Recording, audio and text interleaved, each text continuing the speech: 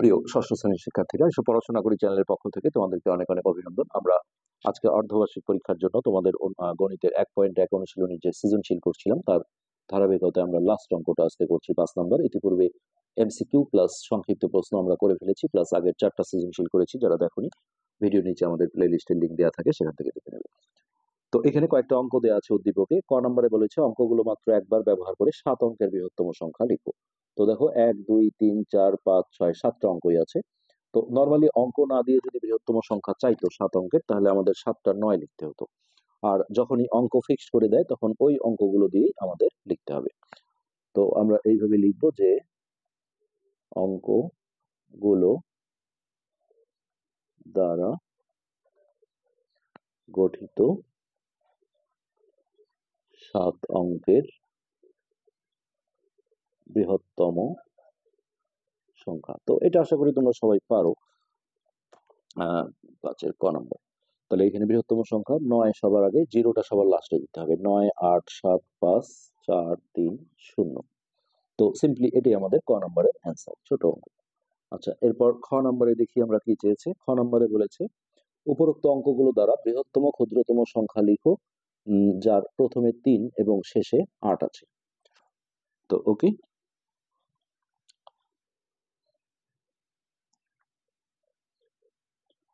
তাহলে দেখো প্রদত্ত অঙ্কগুলো দ্বারা, তোমরা এখানে অঙ্কগুলো কমা দিয়ে লিখবে, আমরা আসলে ভিডিওটা যাতে লং না হয় সেই জন্য লিখছি না। গঠিত বৃহত্তম সংখ্যা, ঠিক আমরা কয়ে যেটা পেয়েছিলাম। তাহলে 9 8 7 5 4 3 0। তো এখন যেটা বলেছে যে এই বৃহত্তমই লিখতে হবে, কিন্তু প্রথমে 3 থাকবে আর শেষে 8 থাকবে। তাহলে অতএব আহ নির্ণেয়, নির্ণেয় মানে যা বলা হয়েছে, নির্ণেয় বৃহত্তম সংখ্যা। যদি পুরোটা লেখো তাহলে অনেক কথা লিখতে হবে, যে অতএব বৃহত্তম সংখ্যা যার প্রথমে 3 আছে শেষে 8 আছে, সেটা আমরা না লিখে নির্ণেয় কথাটা লিখলেই হবে। তো প্রথমে এখানে আমাদের 3 দিতে হবে। ওকে, তো এই জায়গাটা আমরা দেখো 3 বসাবো, আর শেষে বসাবো কত 8, আর বাকি ডিজিট গুলো ঠিক থাকবে। আচ্ছা, কিন্তু এখানে একটা বিষয় আমাদের দেখতে হবে, যে যেহেতু সংখ্যাটা দেখো বৃহত্তম, আর এইখানে যেহেতু আমাদের 3 বসাতেই হচ্ছে, হ্যাঁ, তো আমরা কিন্তু 9টাকে ছেড়ে দেব না। হ্যাঁ, এই 9টাকে দেখো এই সেকেন্ড পজিশনে নেব। 3 9, তারপরে হচ্ছে 7, কেননা 8কে আমরা দেব একেবারে, দেখো কোথায় দিই, 3 9 7 5 4 0 8।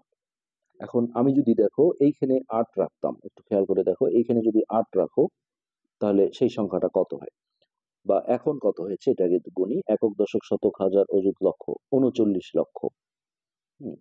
আর আমি যদি 8টা এইখানে দিতাম তাহলে কিন্তু 38 লক্ষ হতো, যেটা কিন্তু বৃহত্তম হতো না। এই জন্য এই জায়গায় টেকনিকটা যেটা অবলম্বন করতে হবে, সেটা হচ্ছে 8টাকে আমাদের হচ্ছে যে এইভাবে লাস্টে দিতে হবে। আসলে আমি ভুল বললাম, যে 8টা তো আসলে লাস্টে দেওয়ারই কথা, বলেই দিয়েছে যে প্রথমে 3 শেষে 8। তো সেইভাবেই রাখতে হবে জিনিসটা। তো প্রথমে দেখো এই জায়গায় 3 দিলাম, তারপরে 9টাকে ধাক্কা দিলাম এখানে, আর 8টাকে সরে নিয়ে গেলাম লাস্টে, এইভাবে ভাবলে হবে। তো এরপরে তো ওই অঙ্কগুলো দ্বারা আমরা এখন ক্ষুদ্রতম সংখ্যাটা গঠন করব। অঙ্কগুলো দ্বারা গঠিত ক্ষুদ্রতম সংখ্যা।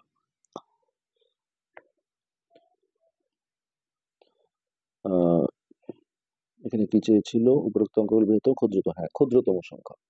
তো এই অঙ্কগুলো দিয়ে আমরা ক্ষুদ্রতম সংখ্যা যদি গঠন করি, তাহলে আমাদের প্রথমে থাকবে 3,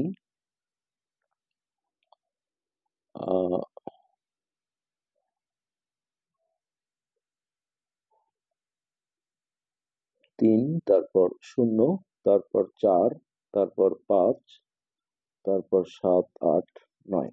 তো এখন যেটা বলেছিল যে প্রথমে 3 শেষে 8 থাকতে হবে। সো আমরা এই জায়গায় যেটা করব এখন সেটা হচ্ছে অতএব নির্ণেয় ক্ষুদ্রতম সংখ্যা। তো এখানে কিন্তু প্রথমে 3 ছিলই, তো 3 0 4 5, এখানে দেখো কোনো পরিবর্তন আসবে না। 3 0 4 5 7, সরি এই জায়গাটা পরিবর্তন আসবে, শেষে যেহেতু 8 রাখতে বলেছে তাহলে 9টা এখানে চলে আসবে, 8টা এখানে আসবে। সো সিম্পলি এগুলোই কিন্তু আমাদের অ্যান্সার, এখানে আলাদাভাবে আসলে অ্যান্সার লেখার কিছু নেই। তো এরপর আমরা দেখি গ নাম্বারটায় কি চেয়েছে। ছোট ছোট অঙ্ক, খালি একটু বুঝে করা। সার্থক অঙ্কগুলো নিয়ে গঠিত বৃহত্তম সংখ্যাটির স্থানীয় মান নির্ণয় করো। তো সার্থক অঙ্ক মানে হচ্ছে জিরো বাদে যে অঙ্কগুলো আছে এগুলোকে বলা হয় সার্থক অঙ্ক। তো আমরা এইভাবে লিখি, প্রদত্ত অঙ্কগুলোর মধ্যে থেকে সার্থক অঙ্কগুলো, সার্থক, আগে অঙ্কগুলোই লিখি যে অঙ্কগুলো এখানে অঙ্কগুলো যেটা ছিল 4 0 5 3 9 8 7, এখানে শূন্য বাদে বাকি সবগুলোই সার্থক অঙ্ক। সার্থক অঙ্ক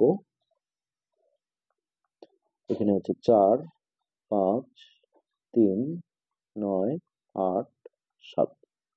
এবার দেখো এই সার্থক অঙ্কগুলো নিয়ে বৃহত্তম সংখ্যা লিখতে বলছে, তাহলে এখানে আমরা লিখবো বৃহত্তম সংখ্যা। তো এখানে সবার আগে আসবে 9, তারপরে 8, তারপরে 7, তারপরে 5 4 3, এটা হচ্ছে আমাদের বৃহত্তম সংখ্যা। তো এখানে প্রতিটা অঙ্কের আমাদের স্থানীয় মানগুলো বের করতে হবে। 7 5 4 3, তো এইভাবে আমরা করতে পারি যে 3 এর স্থানীয়